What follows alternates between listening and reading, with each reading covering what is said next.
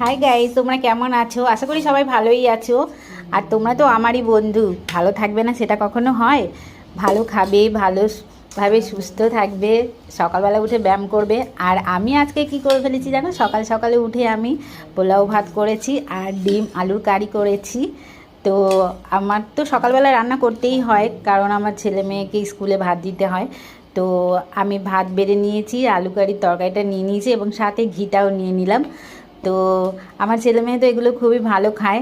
তো দেখতেই পাচ্ছ কত সুন্দর দেখাচ্ছে সাদা ভাতের উপরে ঘি আর আলুর দম, মানে ডিমের তরকারি। তো আমি খেয়ে দেখি কেমন হয়েছে।